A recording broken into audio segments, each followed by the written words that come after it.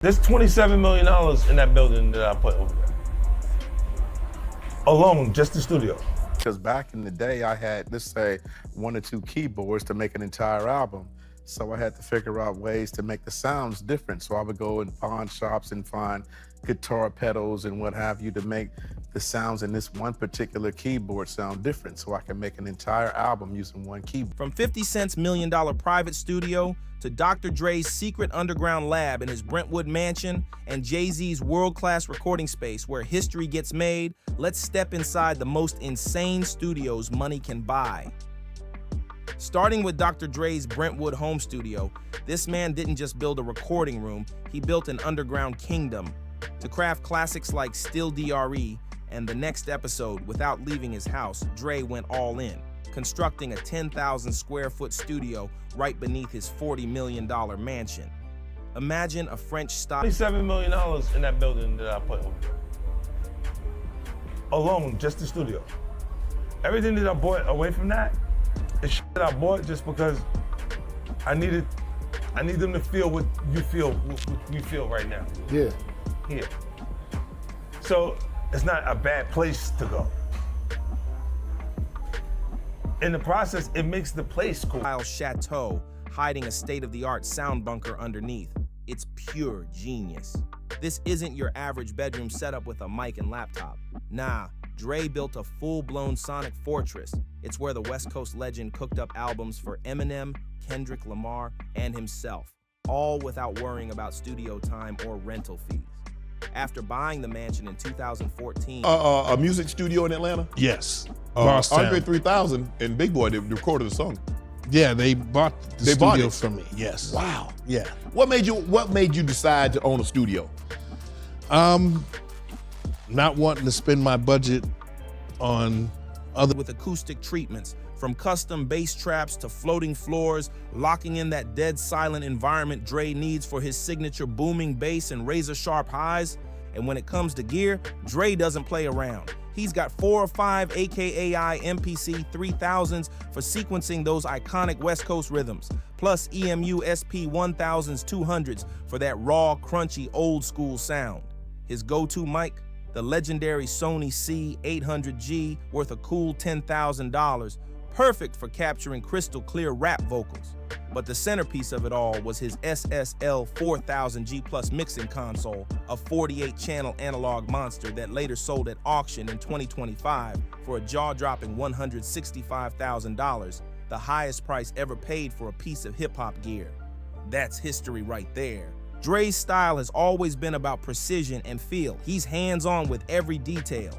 His monitoring setup includes custom Augsburger Duo, 12 to 15 main monitors with dual 12-inch woofers and 15-inch subs, costing up to $30,000 a pair. That's how he gets that room-shaking bass and perfect clarity. He also keeps Yamaha NS10M studio monitors on deck for accurate mix checks, along with vintage DBX 160 compressors to make those drums snap. All of this runs through an Avid Pro Tools HDX system, so Dre gets that digital flexibility while keeping that warm analog punch.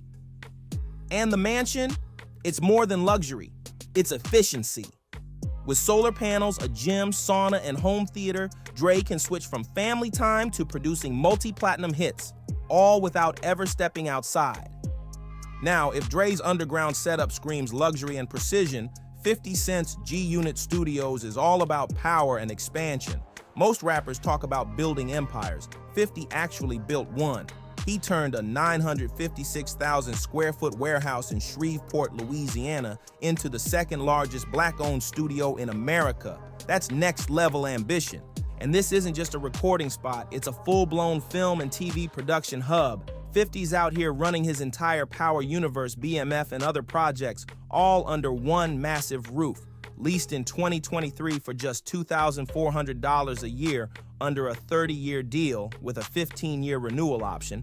This place is one of the smartest business moves he's ever made.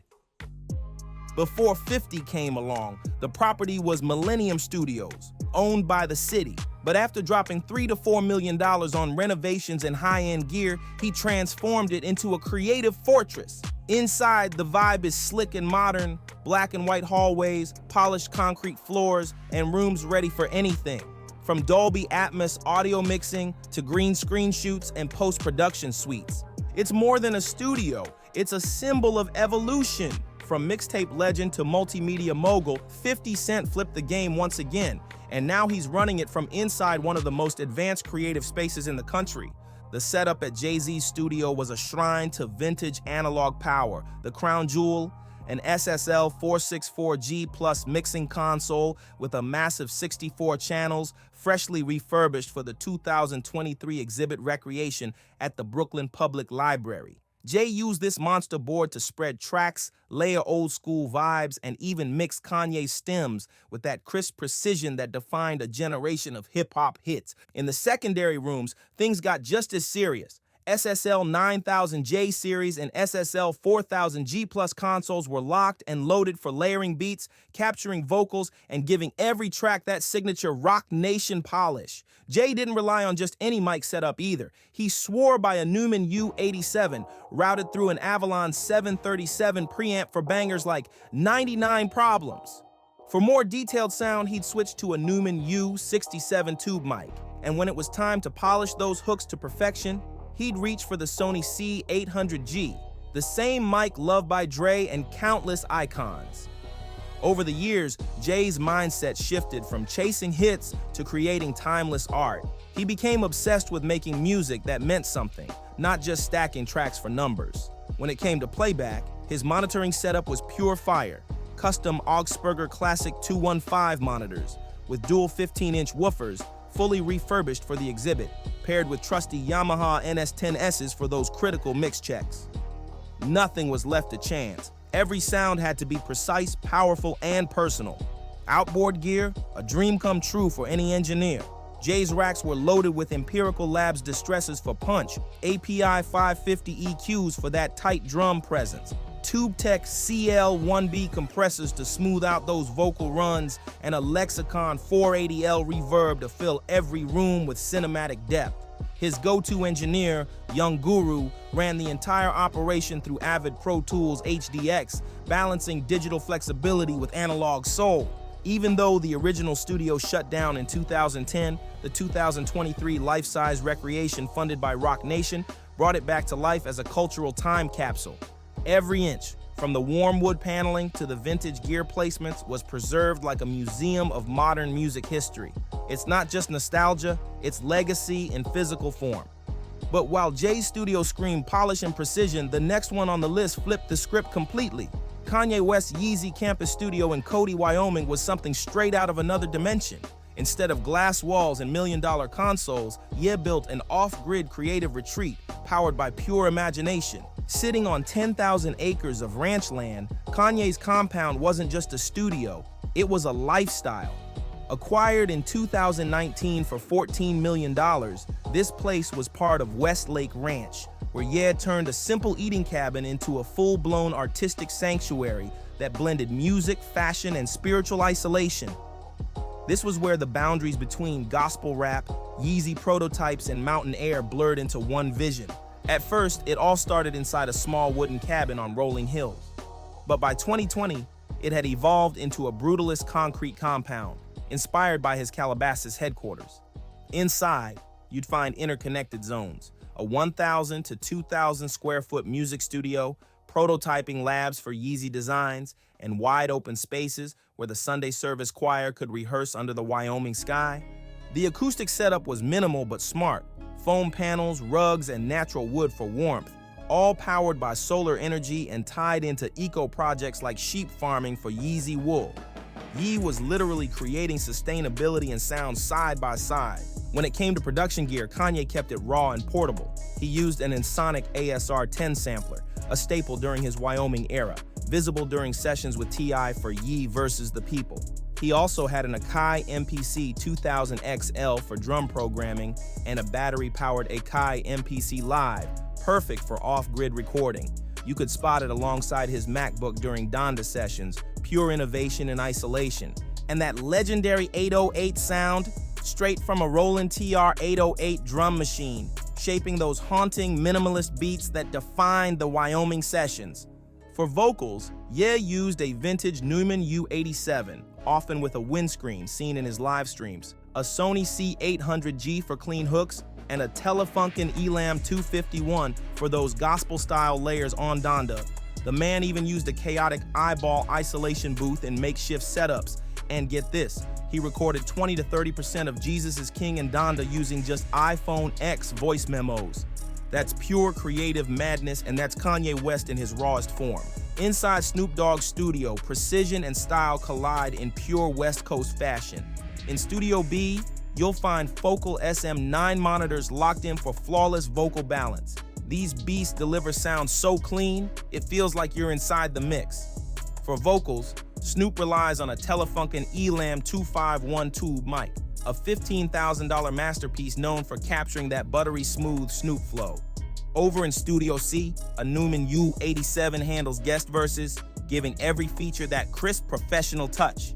The outboard setup reads like a vintage collector's dream. Pultec EQP1, equalizers for warm tone shaping, Teletronics LA2A and Uri 1176, LN compressors to lock in perfect dynamics, and a TubeTech CL1B that glues it all together with smooth bus compression. Everything routes through Avid Pro Tools HDX, paired with Slate Digital Raven touchscreens for hands-on next-gen mixing control.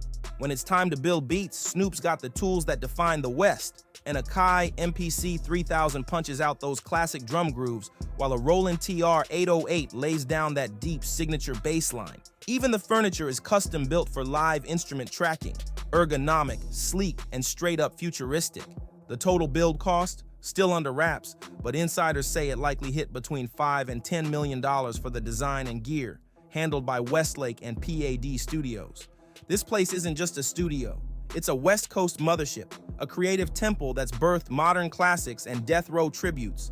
Located near LAX, it's where legacy meets luxury, and where Snoop continues to shape the sound of California. Now, while Snoop's spot flexes $15,000 mics and vintage Pultec EQs, the next setup takes us deep into the heart of Atlanta's funk revolution, Outkast's legendary Stankonia studios. This place wasn't just built for making music, it was built for freedom. When Andre 3000 and Big Boy bought the property in 1998, they weren't just buying a studio, they were claiming independence, planting a flag for Southern creativity and ownership. Before they took over, the space had already seen legends like Elton John and Toni Braxton record there, back when it was known as Soundscape Studios. Later, it became Bobby Brown's Bosstown Studios from 1990 to 1997, until Outkast swooped in and turned it into a cultural landmark. They renamed it Stankonia Studios, after their groundbreaking fourth album, and transformed it into a funk-fueled creative sanctuary where no rules applied. It was a place where hip-hop, soul, and psychedelia could mix freely. Just like the duo's sound, even Bobby Brown himself once explained in an interview why the duo decided to buy it from him, saying they wanted their own world.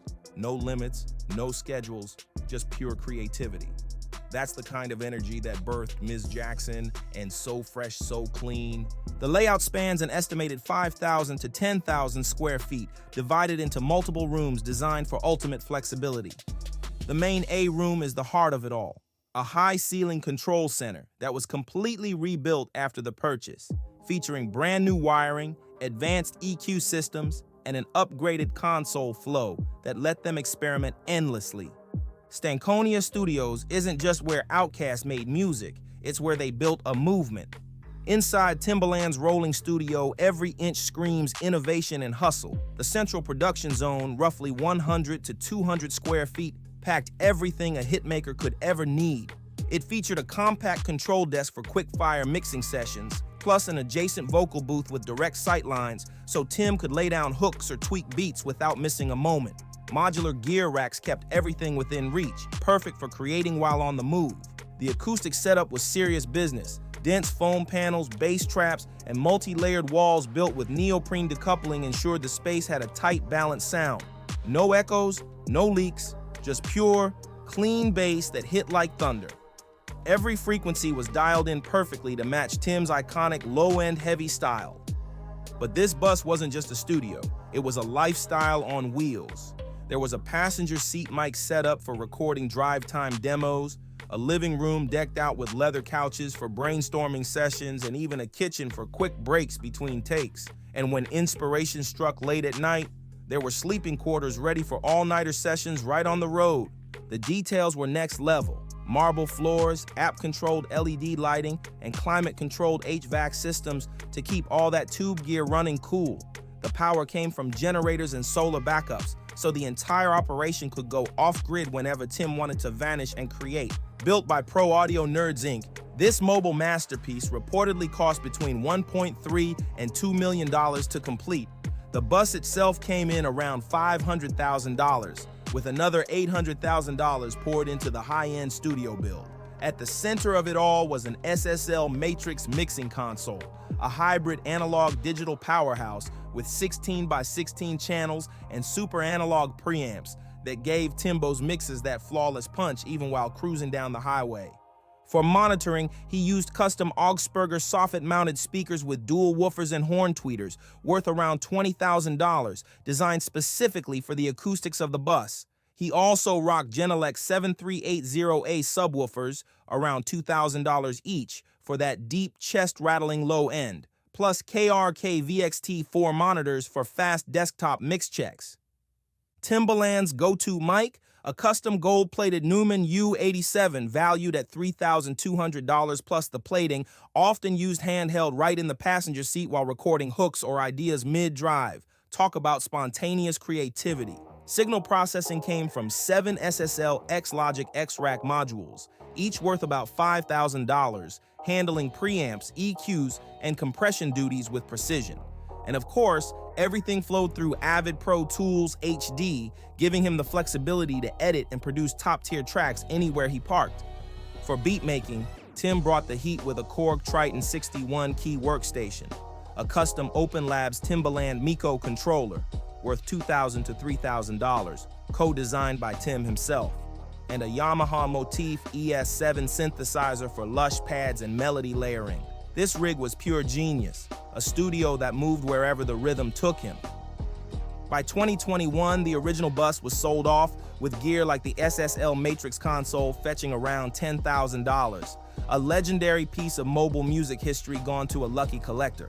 Thanks for tuning in. If you enjoyed this deep dive into the world's wildest and most luxurious music studios, hit that like button, drop a comment, and make sure to subscribe for more jaw-dropping stories from the heart of hip-hop and beyond. Keep the adventure going. Check out the videos on your screen right now for more incredible behind-the-scenes breakdowns.